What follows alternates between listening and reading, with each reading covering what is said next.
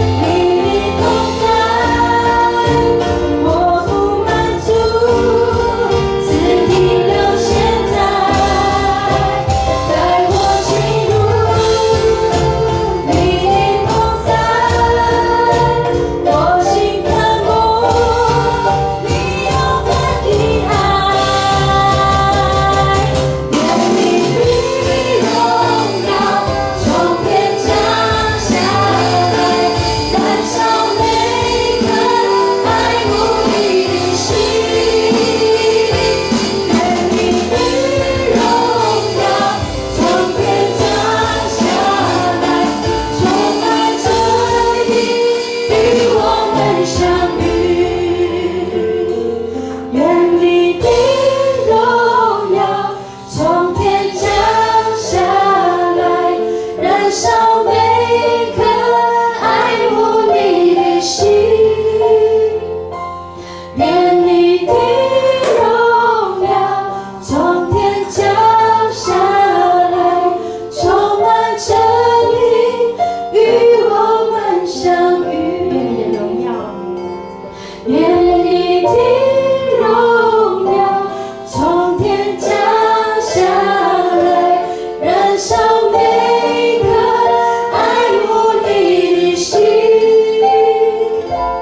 愿你的荣耀从天降下来，充满着你，与我们相遇。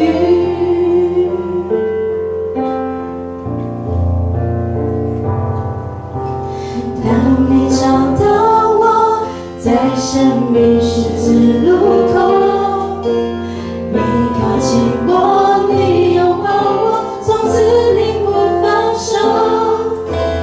过去的种种，全然交在你手中。你医治我，你恢复我，从此我不放手。夜再黑，心再疲惫，我仰望你至深永远。我的决定永不后退。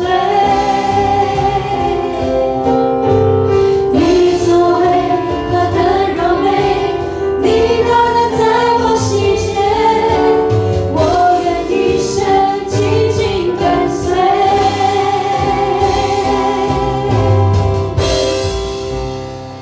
我跟随你从高山到低谷，我跟随你只是紧紧漫步。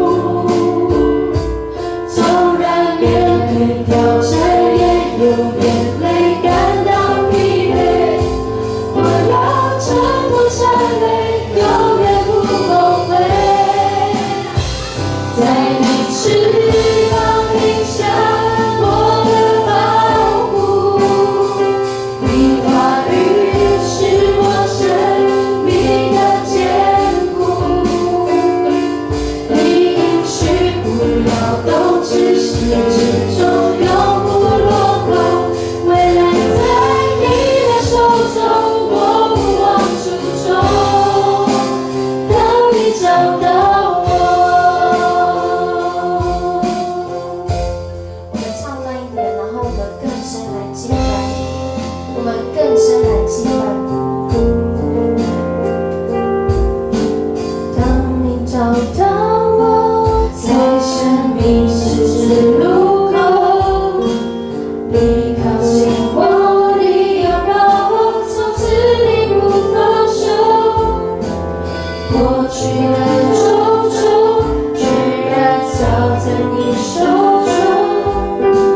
你医治我，你恢复我，从此我不放手。当你找到我，当你找到我，在生命十字路口，你靠近我，你拥抱我，从此你不放手。过去的种种，全然交在你手中。你医治我，你恢复我，从此我不放手。夜再黑，心再疲惫，我仰望你至深永远。我的决定永不后退。你作为何等柔美，你大能在我心间，我愿一生紧紧跟随。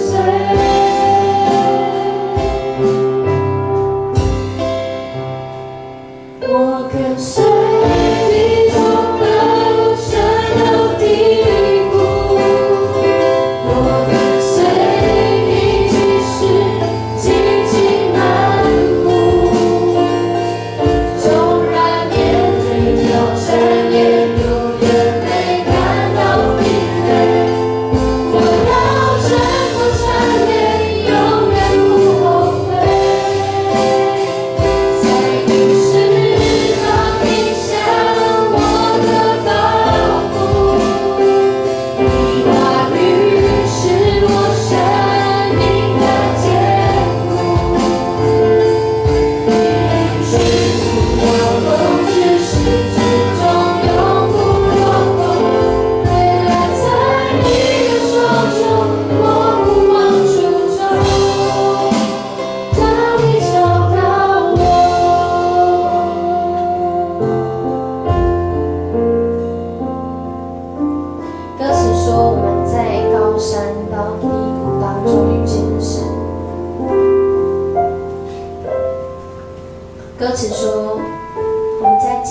漫步的时候，在看似没有道路的时候遇见了神。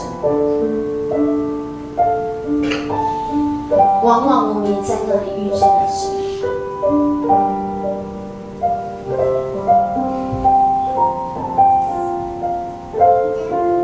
当我们遇见神的时候，神问你说你要什么，你会怎么回答呢？当我们在低谷的时候遇见神的时候，他说你要什么，你会怎么回答呢？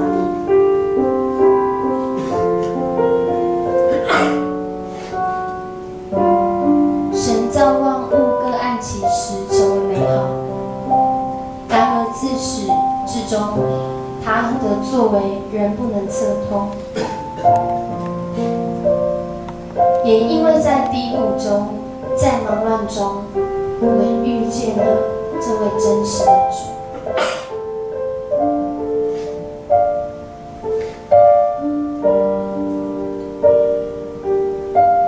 我邀请我们先为我们自己来祷告，求神敞开我们的心，敞开我们的灵，让我们在这里，不论是服侍的，不论是领受的，无论是敬拜的、祷告的、听讲的，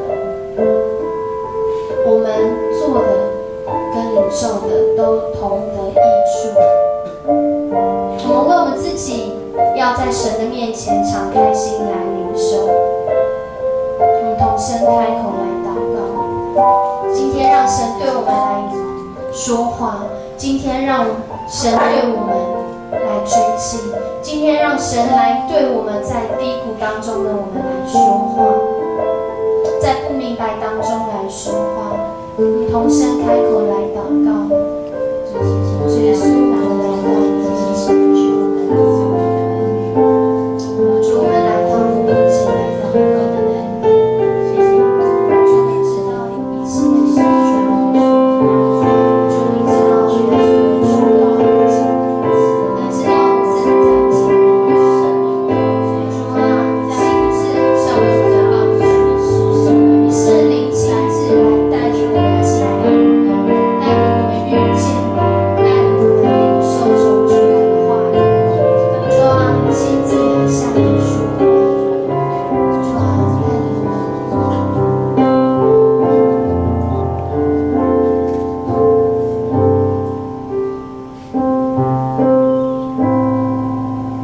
神今天在找一个人，在找那个好像瘫子瘸腿一样没有办法行走的人，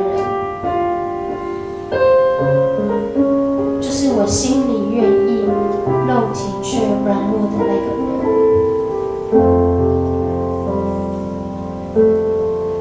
神要医治我们，要恢复我们，因为他在我们生命当中有美好的应许，即使我们现在不明白，但是应许就是应许，从来不改变。当神要找你的时候，我们愿意被找吗？我们再用这首歌来敬拜。当你找到我，在生命十字路口，你靠近我，你拥抱我，从此你不放手。过去的种种，全然交在你手中。你医治我，你恢复我，从此我不放手。夜再黑，心再疲惫，我仰望你至深容颜，我已决定永不后退。夜再黑，心再疲惫，夜再黑，心再疲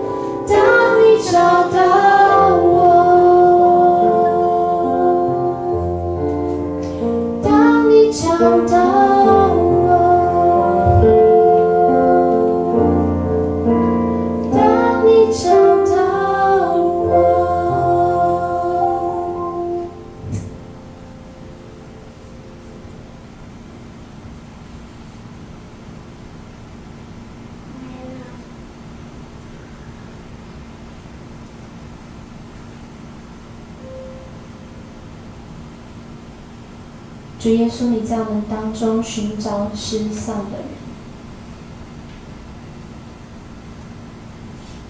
你在我们当中寻找渴慕的人，你在我们当中寻找疲惫的人。我要叫我们的生命能够归回安息，能够平静安稳。主，你的话是信实可靠，在我们这么不完全，在我们有限的状态下，主你与我们同在，你带领我们，应许我们，应许我们要得着丰盛的生命，应许我们在高山低谷中都要遇见你，应许我们在敬拜中听见你的声音。主，你今天向我们说话。主，我知道我们当中有人已经听见你的声音，按着你所指示的，我们领受丰盛的应许。我们要将今晚的礼拜交在你的手中，因为主，你已经找到我们。我们这样祷告是奉主耶稣的名求，阿们。坐下之前，跟你旁边说：“神在找你。”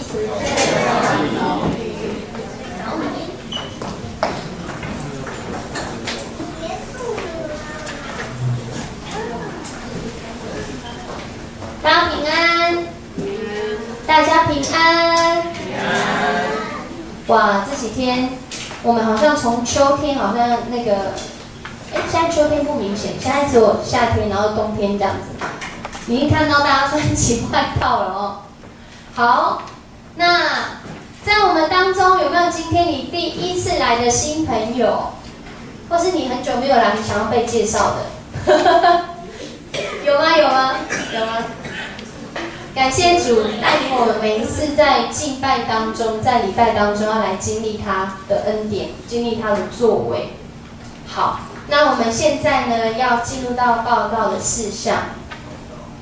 消息报告，第一个报告是11月5号，圣礼点。然后如果说你还没有报名洗礼单，你要报名的人，请在10月22号，也就是明天结束之前要报名。好，看一下旁边的人都受洗了吗？若是信而受洗的终必得救，这是神的话告诉我们。那透过洗礼，也在众人看得见跟看不见的面前，承认我们的信仰，说我们是属于基督的，属于基督的人就在基督的保护当中。阿妹吗？好，我看大家都低着头，好像在看什么很重要的东西哈。那这个明天由我们那个翁瑞玉牧师从31教会来到我们当中，要跟大家来分享。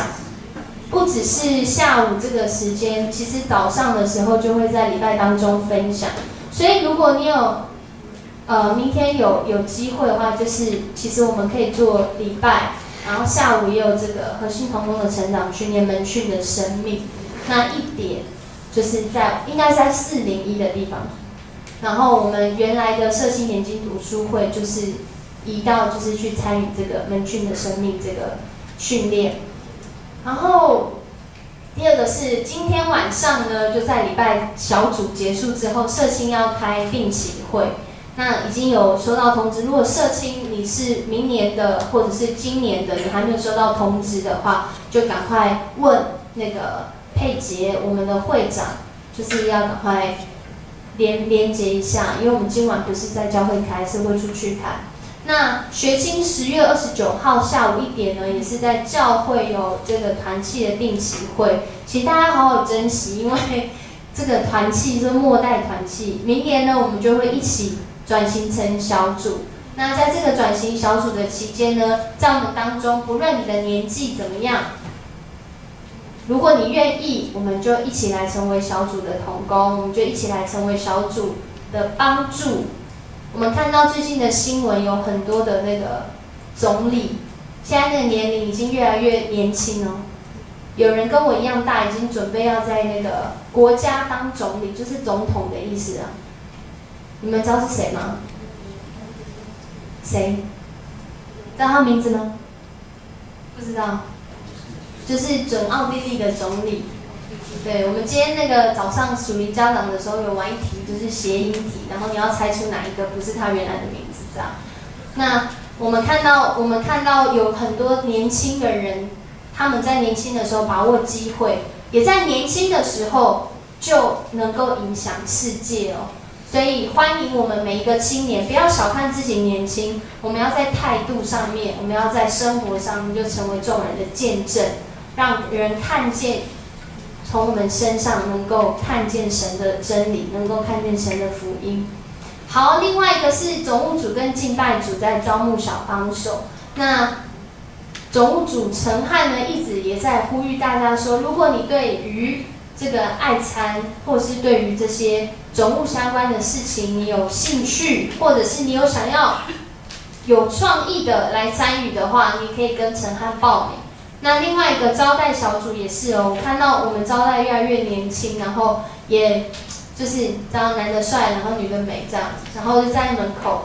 然后，但是呢，我还是要讲一下，我们给人一个微笑，当我们给人一个微笑的时候，进来的人就得到温暖，进来的人就得到盼望。那我们也在招募小帮手，如果你觉得微笑，赶快跟旁边笑一下；如果你觉得微笑很好看的，可以推荐他。好，社青团契守望祷告在11月12号礼拜天早上8点15在3楼祷告室。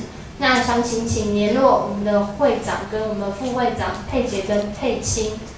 接下来还有一个是献诗，11月19号礼拜天台语场。那10月21号，也就是今天的小组时间要来练习。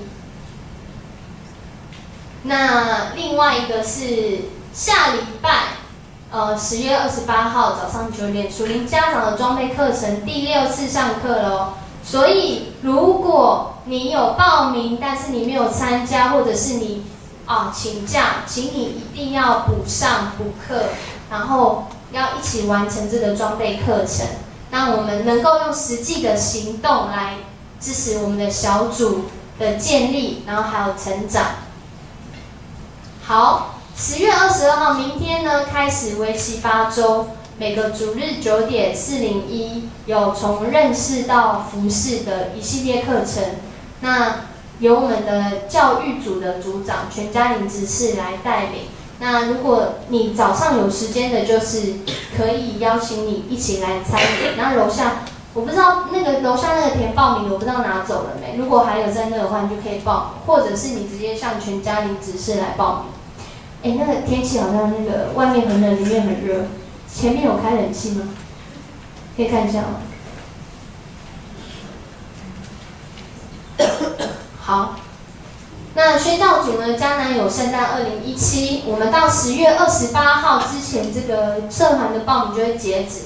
那接下来呢，会有一系列筹备的需要。那如果你愿意，然后你也想要在这当中发挥所长，无论你是会唱歌的啊，会拿麦克风的啊，每个人都会拿麦克风，会主持的啊，或者是说你会说笑话，或是你原来就长得很好笑啊，也可以参与吼，不要指别人。然后我们在这个12月23号的时候，还有一件很重要的事情是，每一个人来看每一个人，看一下旁边的人，有人已经快睡着了，看一下旁边的人。我们呢要设定对象，设定一个你对他，你觉得这个人不改变不行吗？我快要看不下去了，不要放弃别人，知道吗？要赶快来带他认识耶稣，改变他的生命。还有或者是说那个人呢，你觉得他很重要，但是他还没有遇见福音的人，你也向他来邀请说，我们有一个圣诞的晚会。那圣诞的晚会里面呢，会有一系列的摸彩活动，还有就是摸彩当然就是会有好的奖，对，赶快期待看有没有可能会有什么 I 系列出现哈。那还有那个就是还有在这当中，我们可能有一些人，你们已经是表演的团体了这样，那就也邀请你们可以带你们的朋友、亲朋好友一起来共襄盛举。对，圣诞节在外面过，好像差了那么一点哦，在教会过这就是我们的节日嘛，这就是庆祝耶稣的节日嘛。那当然就是要在教会一起来举办了，所以要邀请大家。那接下来我们要来奉献，奉献是基督徒感恩的表现。如果不明白奉献的意义，就用祈祷来表达你的感恩。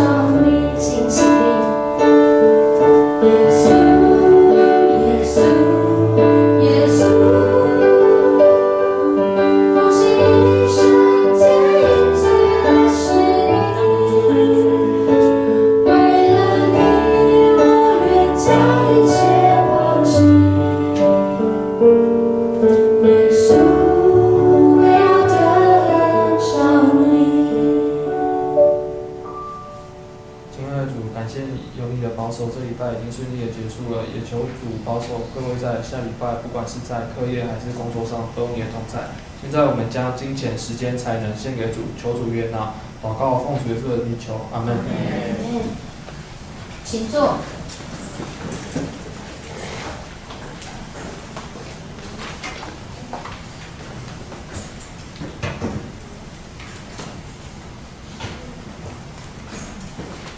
好，我们要读神的话之前，可以打开你的圣经。突然想说，大家要干嘛的？打开你的圣经或划开你的手机，我们一起翻到帖撒罗尼迦前书1章。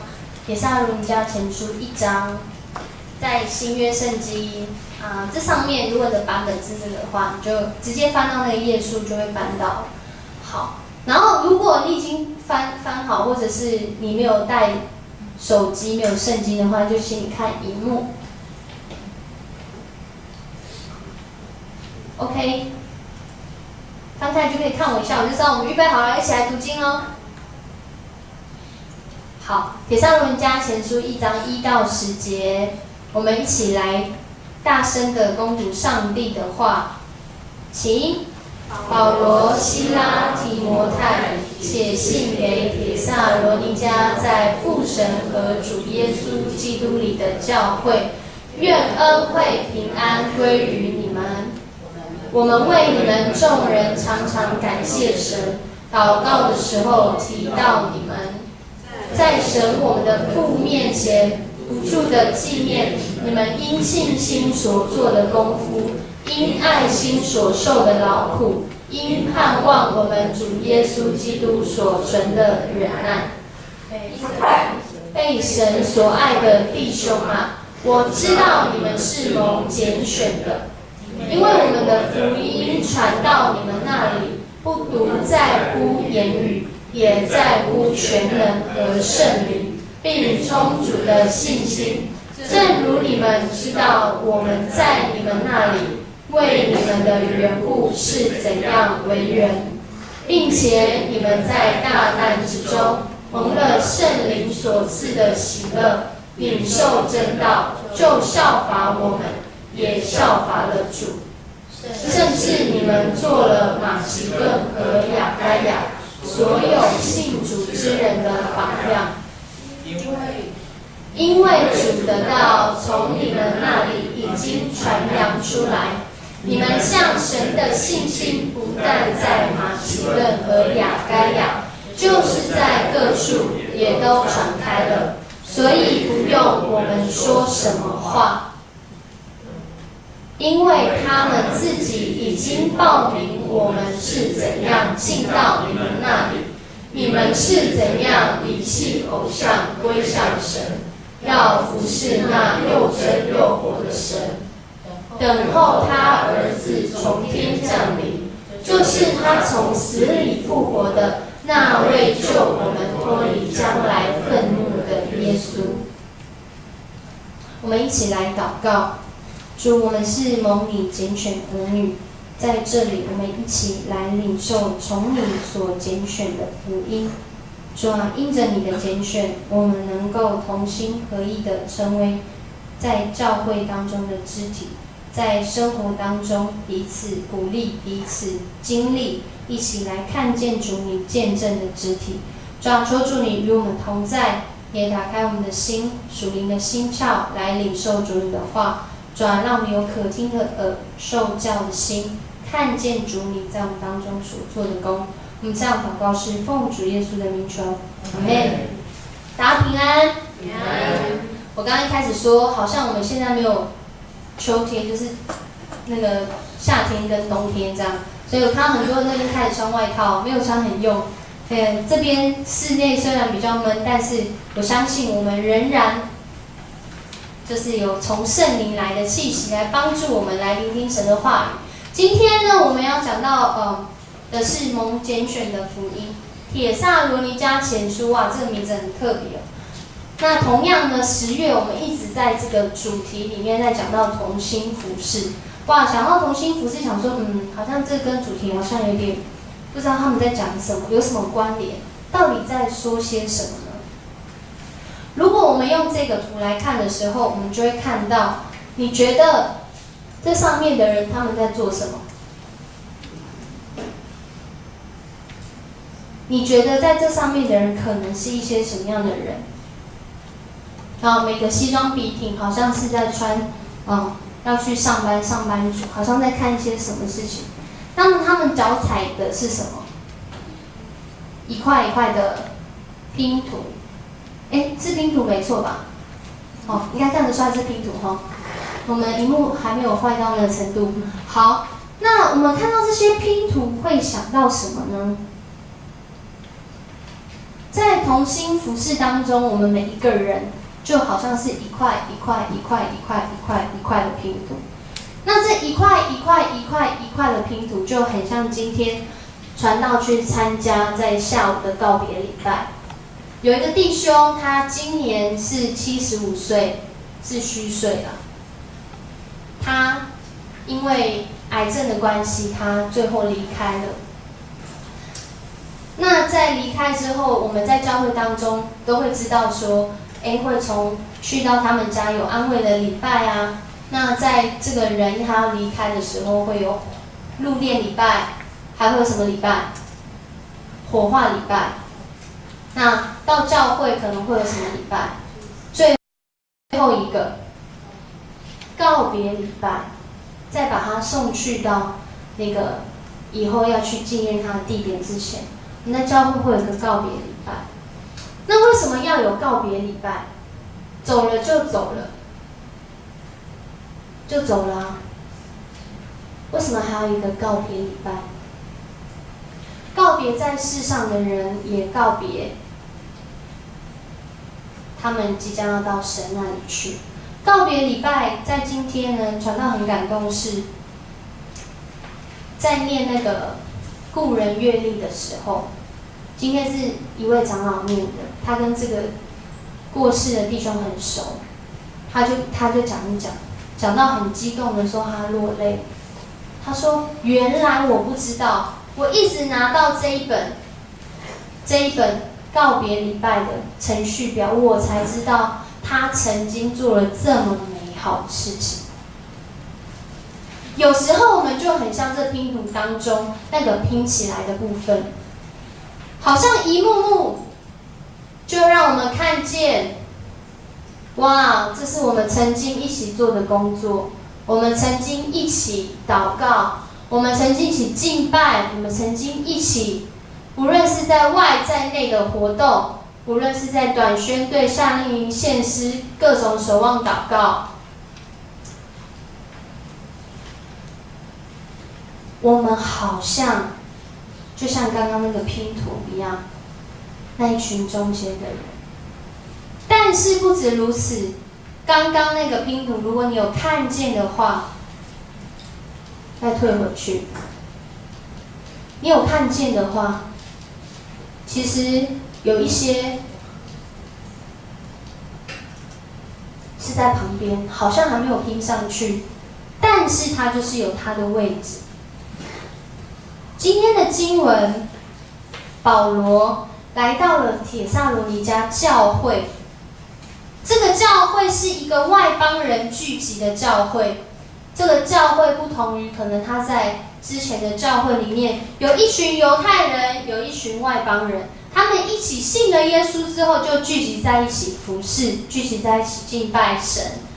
或者是在更早之前，有一群犹太人，这群犹太人被神所拣选的犹太人，他们成为了基督徒，因为他们相信了耶稣基督。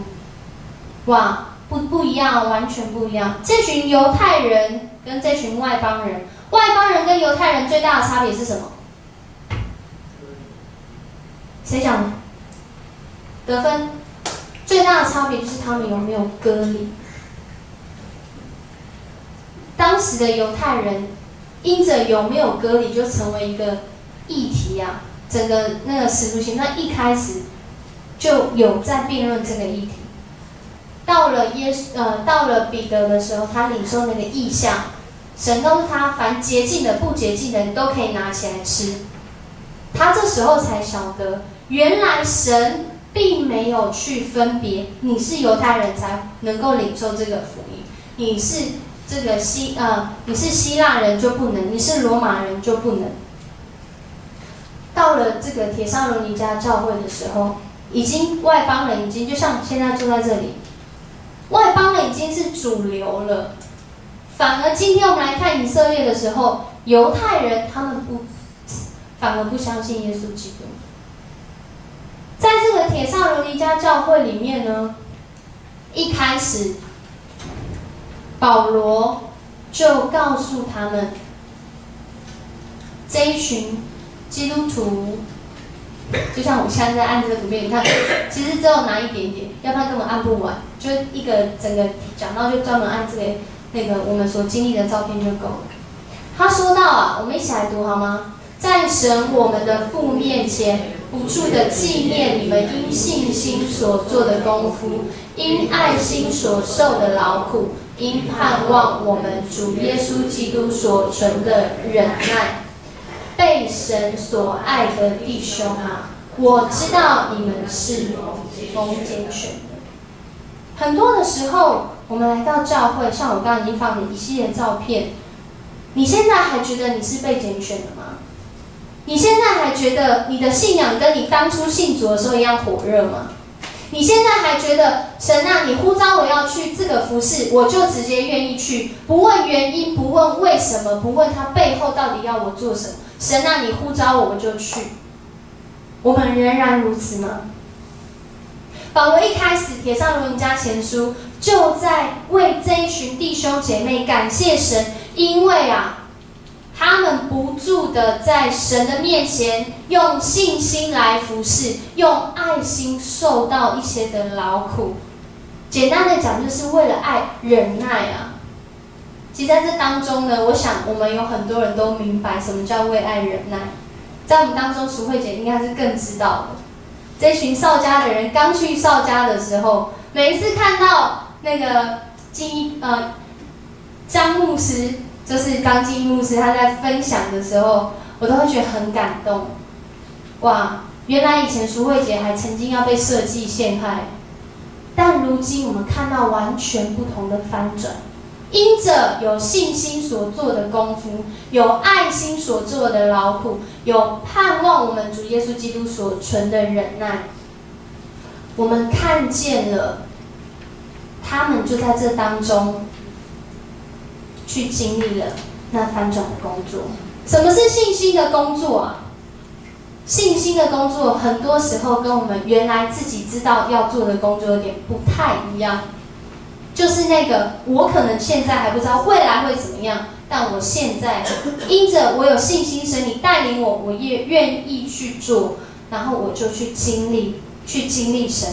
可能这个过程结果跟我想象的都不同，但是帖撒罗尼迦的教会的信徒，他们就经历了这件事情。在这个当中呢，第二个是为爱忍耐，爱心的劳苦。我刚刚有讲到，这群都是外邦人基督徒，意思是什么？他们家的人都在干嘛？用现在的话讲比较白，就是他们家人都在拜拜。如果你们家人都在拜拜，就你没有拜，最容易问就是，请问清明节的时候你会怎么样？不知道。请问春节的时候会怎么样？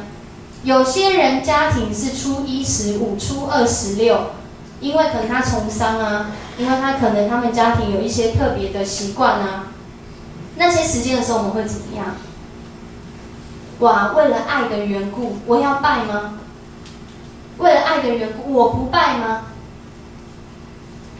这就会在家庭当中，在社会当中，有一个人当他为了神的缘故，他不愿意一起这样去做的时候，他可能在这个社会里面，他就会被投以异样的眼光。当我们不愿意去做神不允许的事情，不合神心意的事情的时候，有时候我们因为爱的缘故是需要忍耐，是会受苦的。第三个，盼望的等候。保罗说这群教会里面的弟兄姐妹，他们是在盼望等候那个再来的耶稣。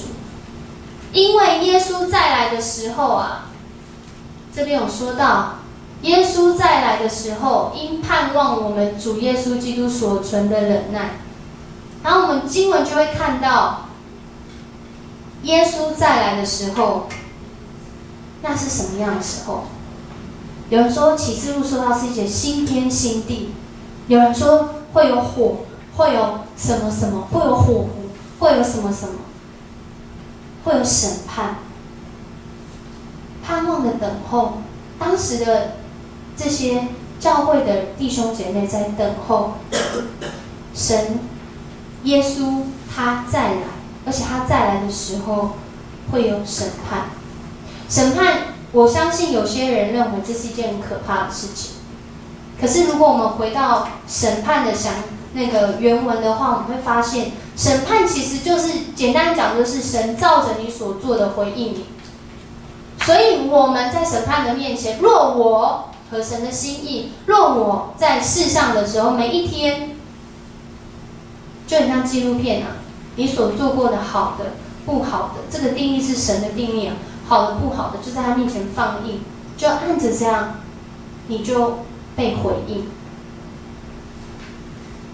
所以后来就有很多神学家就在讨论啊，特别是今年这个宗教改革500周年，从马丁路德开始，因为他看见天主教大公教会的腐败。他认为人可以自己来读圣经，因为神的话语是要让每个人都听见，而不是只有在那些教会服侍的人听见，不是只有在这里的人听见，而是外面的人都应该能够听见福音。在这么多的声音之下，他就去定了那个95条论纲，一条一条说出圣经的话怎么写，我们应该怎么遵行。今天的我们还是这样吗？还是圣经的话，然后有人解释之后，再有人解释之后，然后我才说这才是这样，因为这个逻辑顺。不，马丁路德是回到圣经跟大家分享，神说人人都能够来到神的面前，在神面前有祭司的职分，将人带到神的面前。所以今天我们才需要传福音嘛，因为我们更明白这才是神的心意啊。然后刚看这个图看很久，我说干嘛写个预定，对不对？也因此，这群外邦的基督徒们，帖撒罗尼迦教会的基督徒们，他们在讨论一件事情，有各种不同的事情。其中今天想跟大家分享是预定。什么是预定啊？你有听过预定论的举手？手放下。就是在好像一种神学的一种说法，说神已经在那个太初有道到神肉身的时候，已经拣选有一些人他会得救，有些人他不会得救。哇，这个问题一出来，其实在台湾的处境里面是最争议的，因为可能过去台湾人都在拜拜，从有宣教士来到台湾之后，宣教士来台湾最早是谁？知道吗？南部是谁？玛雅各。北部是谁？所以我们今天长老教会是从什么开始的？从这两个人，南部是哪个，北部是哪些开始的？就有人问啊，那在150年前的时候，我这些祖先他们都没有信主，或者是我现在信主了，会不会害到我的父母亲？或说会不会我父母亲没有信主，最后他们都要去另外一个地方？在这样的讨论里面，大家就开始讲，就是那个预定论惹得祸，因为神好像预定了有些人要得救，预定了有些人不要得救，所以我们干脆在活的时候，反正神都预定好了嘛，我们就不要管他到底会不会得救，因为这也不在我们手中，所以我们也不需要传福音啊。我的父母到底有没有信主，我讲了就算了，我讲了就可能他还有另外一种说法说，死后的世界我不知道，生前的世界我不知道，2000年前我也不知道，那这些人会不会得救？因为耶稣就只活在那2000年前嘛，那这2000年呢，亚洲地区这么多的地方没有福音，那怎么办？到底是有救还是没救？得救吗？同样的，今天帖撒罗尼迦前书这群外邦基督徒，我刚刚有说，保罗一开始就称赞他们，因为就在这些信心的工作、爱心的劳苦跟盼望的等候中，保罗特别提醒他们，我们啊，现在所做的，主所爱的弟兄们啊，你们是蒙拣选的，不只是你活的时候被拣选，你在母腹中，在你不知道的时候，在那个创始的开始，神已经拣选你了。那我就问，那其他人呢？今天我们好像从出生的那一刻到死亡的那一刻，就像是上面的这条线展开来，在众人的面前，就像今天告别礼拜的弟兄一样，他的一生展开在神的面前。他有得救，那他身边的人呢？他们有得救吗？有救还是没救？那死了怎么办？过去怎么办？我们实在的生活怎么办？许多的人在讨论这个问题，有一个我们都说人有盲点，有一个很真实的盲点是，人所能知道的世界，不过就是从你出生到你死亡的世界，不是吗？我们在想得救的时候，不过就是在想我们出生到死亡之间的得救吗？这跟传福音有什么关系啊？在传道看来，我们始终不知道我们生前跟死后的世界。我不知道，你也不知道，科学家也不知道。仍然，我们只能在我们生到死之间去找这位神。所以，如果你问说，传到我的谁，我的阿公，我的阿嬷，他从来没有信主，但他死了。有人会说，我知道啦，因为圣经有说嘛，耶稣在死后他下到阴间3天，就是去那里传福音。3天，那3天以外的这些死掉的人怎么办？我通常都会想到这个问题。除了那3天之外呢？那3天就是永远吗？我刚刚一开头就讲，我们所想的都是生到死之间的事情，可是神他大过生到死，大过这个线性的所谓生命的轴线时间轴。如果你跟我的时间定义不同，那我们过的就不是一样的生活。如果从神的心意来看，我们没办法理解，但是我们可能可以理解是神透过圣经来告诉我们，这些预定、这些得救，他们是蒙拣选的，他们是蒙拣选的，他们是蒙拣选的意思，是在主他所做的这些事情之前，他们就被拣选了。如果我们在看保罗、西拉、提摩太到这里传福音的时候，他们之前不是原意不是要来这里，是因为有一个马其顿人，他邀请他们，圣灵感动他们。原来在亚洲传福音的，就去到了欧洲，就去到了那个地方，向人来传福音，让那里的人得救。所以从得救的观念来想的时候，弟兄姐妹，我们不要只是想说，生前时候事情我不知道，活着的时候，或许已经有些人被预定得救，有些人就是没办法得救，所以我就在这里。有一个第一点是为别人的，第二点是为自己的。为自己是，既然我只有生到死的这段时间，我怎么知道我没有得救？或许我有得救，或许我没有得救，但总是在这段时间里面，我可以来追求，来在这个信仰当中委身，就好像是在靠近神一样。我不确定，但是我知道，当我愿意这样去做，我也持续这样去做的时候，我就靠近了那个得救，更接近了。对别人而言，或许有人觉得，不用传福音给别人，反正他有没有得救，就是在生死之外的那个我也不知道。但是既然我们只知道生跟死之间的时候，我们更是要这样去传扬福音，不是吗？因为你怎么知道他在那个生死之外他是得救的呢？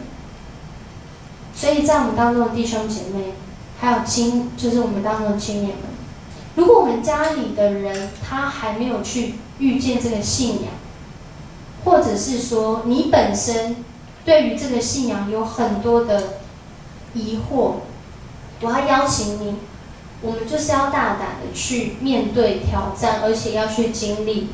因为如果这一位神他是又真又活的，我们是能够亲自去经历的。也因此，传福音就会是在以神的世界来看的时候，我刚刚这个画一个图，但实际上那生死之外我也不知道。以我来看呢，我只能决定我要不要在生死之间去传福音给我周围的人。我们没办法做神的事，但是人能做自己现在能做的事。所以得救跟不得救的问题，从人来看是愚蠢的，因为我们永远不知道我们自己真的在那里吗？但是回到神的心意，靠近神的心意来看的时候，这就是一个机会。那天在分享的时候，我就说我们常会用那个 FB 啊，你们那 FB 有抽过奖吗 ？FB 抽奖，我上次就有抽中过一次，就是在 FB 留言或 tag 谁，然后他就会抽奖，定时抽奖，可能你的序号是3或4或是100多，然后抽到那个号码你就中奖了。你又不知道你又不确定你会不会中奖，你为什么要去留那个言，或要去按那个赞，或是要去按分享？你明明也不知道为什么你要去，因为你知道有可能那个人就是你嘛，有可能那个 item 就是你拿到手嘛，有可能那个礼物，或是你 take 的那个人，他就领受这个恩典嘛，所以我们才会这样做啊。那帖撒罗尼迦人呢，他们就是在这个过程中被保罗称赞说，他们在这里透过他们的相信，透过他们的爱心，透过他们的对耶稣的盼望，所以他们领受了。那接下来呢，保罗就跟他们分享到传福音。我们很多时候在讲传福音，特别我们最近在上属灵家长，我们就在讲说，当我们要开始就是从这个属灵家长有5个阶段，一开始是我们要去认领一个什么对象，接下来认领之后要为这个人做什么？要为他代祷，为他祷告。祷告完呢，不是只有在祷告，还要跟他建立关系。透过建立关系，他知道我们的生活，知道我们的生命，知道我们的生活方式，也看见说这个福音到底真的对他有益吗？那保罗在这边就讲到了，我们一起来读。因为我们的福音传到你们那里，不独在乎言语，也在乎全能和圣灵，并充足的信心。正如你们知道，我们在你们那里为你们的缘故是怎样为人。他有讲到福音传到这些帖撒罗尼迦前书的帖撒罗尼迦教会的弟兄姐妹的时候，是透过了第一件事情叫做言语，一起说是言语。第二个是行为。为什么信心我会说是行为呢？因为你的信心会被人看见，一定是因为你的行为。应该没有人高喊说我有信心，我有信心，我有信心，大家就会真的相信。一定是看到他的信心跟他的行为是彼此呼应的时候，我们会说这个人他大有信心。第三个是今天所说到的全能和圣灵。简单讲就是神迹启示，圣灵的感动带领他们去到那里，先去到腓立比，再去到帖撒罗尼迦，去到那里传福音。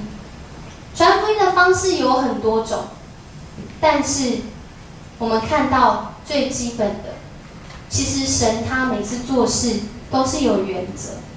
有的人因为看见神迹他信主，有的人因为别人的一句话他经历到神，有的人因为看见人的行为，他觉得这个神是真的，是活的。透过在我们当中这一群被拣选的弟兄姐妹，我们就让人经历了神。可是你会问说，那这样是不是每个基督徒都要当圣人？是那个圣人还是剩下的人？因为大家都这样过生活，我们就很像边缘人。常常有些人会觉得自己是边缘人，其实我们都没有人是边缘人。在神的里面，我们都能，而且也只会是新造的人，不断在神里面更新的人。今天题目讲到蒙拣选的福音，有一个很重要的是，如果没有蒙拣选的人，人是看不见福音的，因为神的工作是透过这些被拣选的弟兄姐妹被看见的。同样的，如果这个福音没有被拣选的话，没有透过耶稣基督的死，没有透过耶稣基督上十字架，他也可以用蛇去死啊，用猫去死，用狗去死，为什么一定要耶稣？就是因为这个是唯一的表达，唯一能够让人去经历、去理解、去感受到，原来神你这样爱我们，爱我们到这个程度。即使我现在肉体疲惫、心灵软弱，因为神爱我到这个程度，我就从他那里得着了真正的力量，从他那里被激发、被激起。回到我们生命当中的时候，这样的福音它是一个在拣选里面的更新。第一个，在今天的经文说，前面的地方，我们一起来看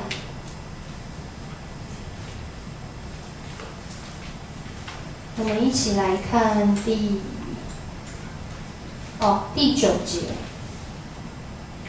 第9节说到，如果你没有看到的话，因为他们自己已经报明我们是怎样进到你们那里，你们是怎样离弃偶像归向神，要服侍那又真又活的神。一开始的时候，保罗提到这群弟兄姐妹，他们是转离偶像，而且这个转离偶像其实是每一天、每个时刻、每一个礼拜都会遇到的情形。我们有时候会觉得我好像信主就是一次的悔改，一次的转向，一次的转离偶像。可是很多的时候，生活中这些东西，它并不是只存在那一天，只存在那2天，或者这些名字也可以换掉，不一定是财富、名声、学历，有可能人际关系是你的偶像，有可能手游是我们的偶像，有可能男朋友、女朋友是我的偶像。因为这个人，因为这件事怎么样，我以这个为优先，所以其他的就摆在后面。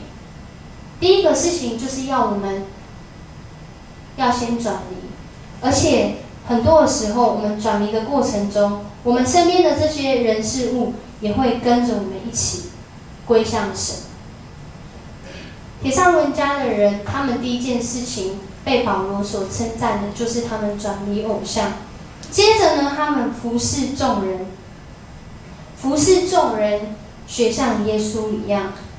服侍众人是出于爱心，也因为要服侍众人，自然会在这些爱心当中去经历到劳苦。当我们要服侍，当我们要开始一个礼拜，开始要敬拜，就像我们今天敬拜团的一些人一样，从早上，因为要服侍属灵家长的这群弟兄姐妹，所以他们很早就要来练习。课程结束已经是中午，然后下午呢又要预备晚上的礼拜。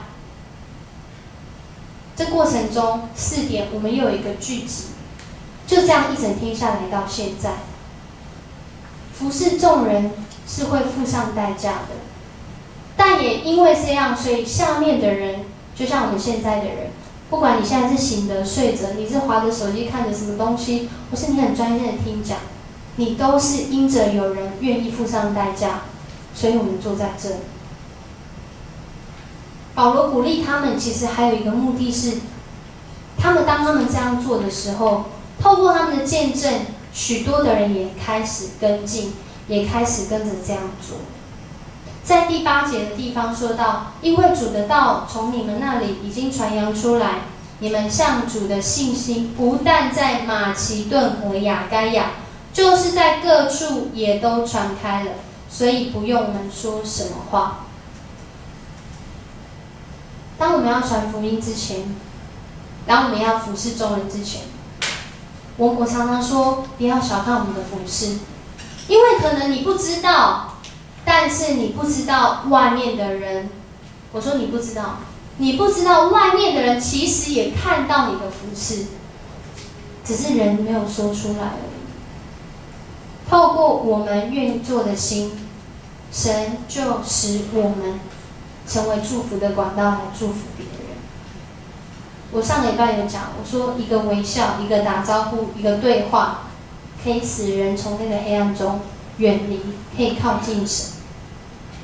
第3个是，他也说到，要等候第10节，等候他儿子从天降临，就是他从死里复活，那位救我们脱离将来愤怒的耶稣。那位救我们脱离将来愤怒的耶稣。为什么耶稣会愤怒啊？在我们读到这段经文的时候，我问的是，为什么耶稣会愤怒啊？因为他看见众人所行的不合神的心意。我想还有另外一个是在教会当中，我们真的要常常去思想的，就是我们的冷漠。还有我们可能在信仰中没有以耶稣基督为最主要服侍的对象。今天我们会进入服侍，并不是只是因为我跟这个人认识，因为他邀请我，所以我去。有很多的时候，服侍是在你看不见的地方，是在那个我们还没有想到的时候就已经开始了。圣灵的工作也是这样。保罗在跟他们说：“你们有信心，你们有爱心，你们有盼望的时候，他们没有想到。我刚刚放那么多的图片，在那个时候的经历，可能人也没有想到，人因为这样他们就信主，人因为这样他们就遇见耶稣，人因为这样他们就在团契里，他们生命被造就，各样的活动。可是这背后是有一群付上代价的人，是有一群服侍众人的人，是有一群转离偶像，而且他们愿意等候盼望的人。可能你在想，现在我到底要在教会中，在服侍中要做什么？我接下来要做什么？如果没有先相信，我们不会想要为神做些什么。如果没有从神来的爱，我们没有办法爱我们旁边的人，可能连一个微笑都给不出来。如果没有盼望的话，即使我们信了主，我们可能仍然不会改变我们自己。但是透过今天的经文，保罗鼓励我们，从这些帖撒罗尼迦教会的人，我们看见我们能够在这里是有一群付代价的人，是有一群传福音的人。同样的，我们也领受这样的恩典。如今就换我们了。你还在等别人服侍你吗？还是你还在等什么其他的？如果就得救观来说，我从生到死，是我唯一能够领受福音、传福音的机会，我自己能够决定的时刻的话，那可能现在我们就要好好想想，在这个生到死之间，我能够做什么来等候盼望？我能够做什么来让圣灵引领我？我能够在这个过程中如何继续更新我的生命？所以今天经文的最后，我有2个问题想要问大家是：我们是不是真的确信将来耶稣基督再来的时候是盼望的？或者是你觉得耶稣基督再来是审判的？是我这样讲好像不是很正确。我怎么确定耶稣基督再来的时候，我是充满喜乐、充满盼望、充满恩典的，还是耶稣基督再来，我是充满恐惧、焦虑想说怎么办？他要来，他要来。如果我真实确信的话，在这个生死之间，我如何预备我自己来经历这件事情？同样，如果你已经是确信的人，面对你现在眼前的苦难，我们如何依靠基督的救恩，给予一个合神心意的回应？在教会中也好，在生活中也好，在我们所行所做当中也好，我们如何来回应神？放弃吗？不改变吗？欺骗吗？诚实吗？依靠吗？还是各样的方式？12月的时候，我们每个礼拜都在报告，会有一连串教会在每一个礼拜，如果看周报你就会知道，或是看楼下布告栏你也会知道，每个礼拜有一系列的活动，为的是要叫我们身边的人能够去经历福音，能够经历福音的盼望，好不好？每一个人我们要把握这样的时间，将我们身边那个未信主的，或者是他曾经信主但又失落的人，把他找回来，像神找到我们一样。最后，我要请那个放 PPT 的帮我放一个影片。这个影片要邀请大家，我们不只是做而言，也要起而行，因为那改变的时间已经到了，每个人都要来经历。帮我关第二个灯，第二个灯。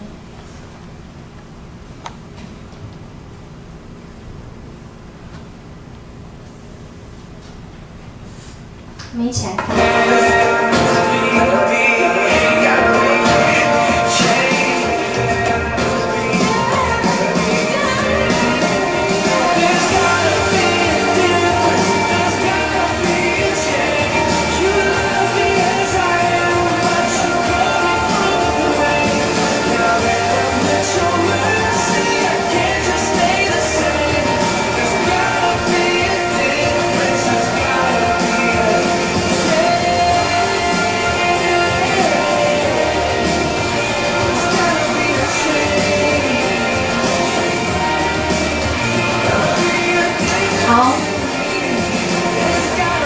帮我放到那个迦南5个圣诞夜的那一个部分。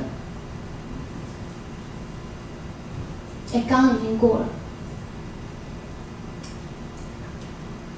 这次有五天的，不是5天，应该说有5场的时间，要让我们去经历。有许多的同工默默的已经在背后付出。而且就在筹备，从12月开始第一个礼拜，一直到24号，应该是说直到30号、31号，因为那时候还有跨年的祷告会。我们邀请大家，青年们，我们要邀请大家，邀请你的朋友，邀请你很重视的那一位，让他能够一起来经历福音。因为我刚刚说，我们没有办法决定我们生前死后，但是我们能够决定是从我生到我死，我愿意怎么样来做。今天的这位告别礼拜的弟兄，他在他活着的时候，帮助了一位他的亲戚，这个亲戚全家都不信主，就只有他信主。也因为这样，他的家庭对他非常非常的不谅解，于是这个弟兄呢，他就常常打电话去给他这个亲戚的父母亲，跟他们说，你可能觉得这个福音不是很好，可是如果你看看我，你看看我们家，你或许会觉得这个福音很好。他不断的透过他自己生命的见证，也因为这样，他这个亲戚的父母看见了他跟他们一家人所做的、所相信的这位神，透过他们的生活方式见证了神，我才能够在告别礼拜，我才能够在告别礼拜的时候看到他多年前做的这件事情被写下来。这件事情翻转了那个人的一生，还让他的父母亲因为这样认同他的信仰，是因为有一个亲戚愿意花时间建立关系，愿意花时间为这个姐妹代祷，为她的父母亲代祷。我们不要再迟疑了。如果今天是我们最后一次做礼拜，如果今天是你最后一次有机会跟人家讲福音，你会讲什么？我想你绝对不会坐在位置上等别人来告诉你什么是福音。我们一定会赶快告诉那个我最在乎的人，因为我有个盼望，未来我去到天上的时候，我还能够看见他。这个弟兄的女儿曾经离开教会，但因为他爸爸在死之前就告诉他说：“你敢会当回来教会，咱十二月是12月的时候，这些圣诞节庆，我要邀请你回来教会。他的爸爸没有等到那一天，没有等到12月还没有到，他已经走了。但是他的女儿说，因为我爸爸邀请我，所以我要回到教会。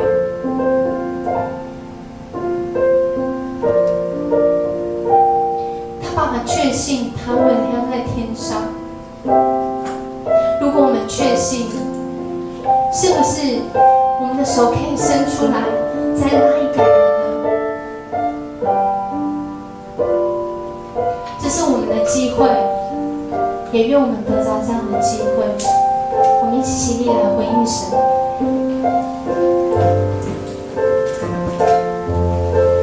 当你找到我，在生命十字路口，你靠近我，你拥抱我，从此你不放手。过去的种种，全然交在你手中。你医治我，你恢复我，从此我不放手。夜再黑，心再疲惫，我仰望你至深容颜，我已决定永不后悔。你作为何等柔美，你大能在我心间，我愿一生紧紧跟随。我们举手来敬拜。我跟随你从高山到低谷，我跟随你即使荆棘满目，纵然面对挑战，也不能被感到疲累。我要挣脱战累，永远不后悔。在你翅膀底下，我的保护，你话语是我生命的坚固。你应许不要动，至始至终永不落空。未来在你的手中，我不忘初衷。当你找到我，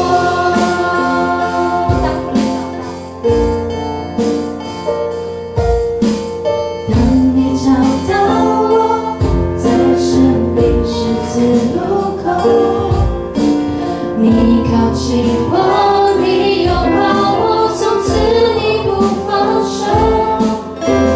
过去的种种，全然交在你手中。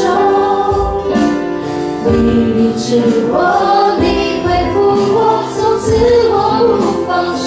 夜再黑，夜再黑，心再疲惫，我仰望你至深容颜，我已决定永不后悔。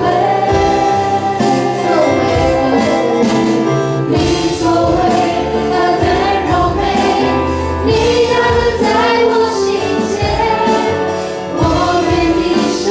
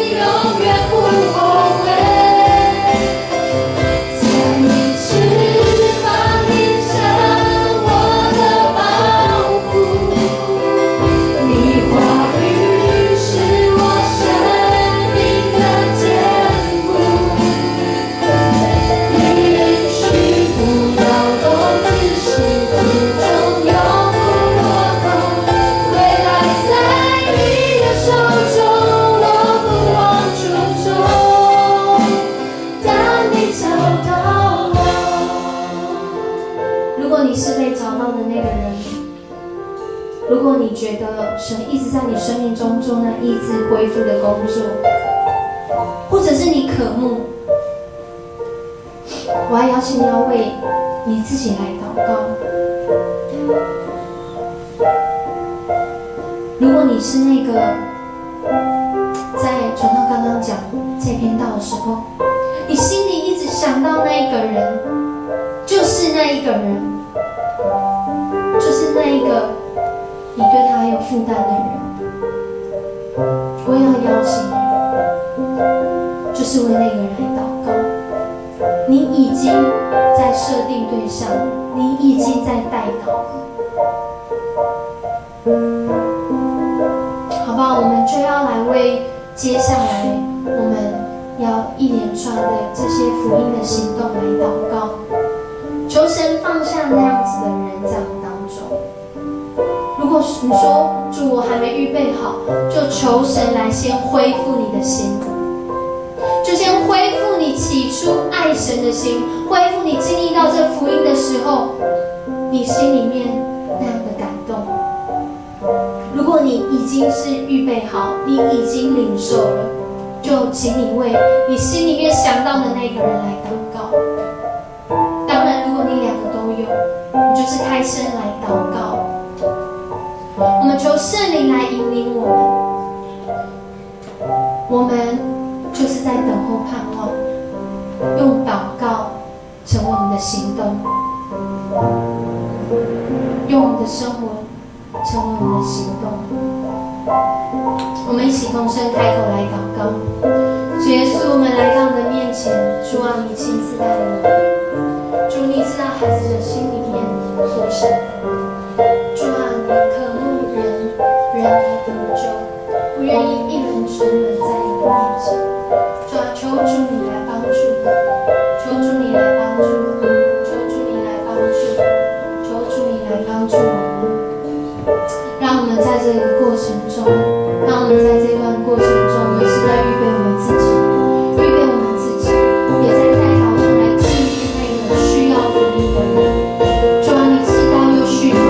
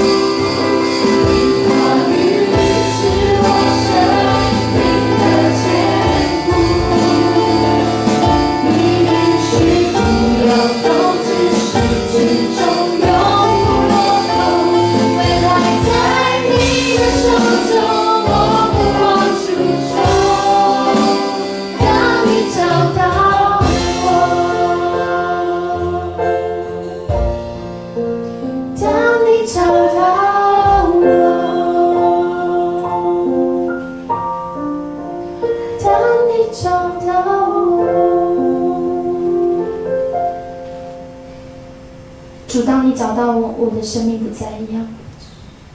主，当你找到我们的生命不再一样。主，不论在那黑夜中，不论在那黑暗中，不论在那些看得见、看不见的诱惑中，当你找到我们的时候，我们的生命就完全要不一样。我们就从你领受那信心的工作，我们就从你而来有那样的爱，愿意付上代价，在爱心中为主你来服侍。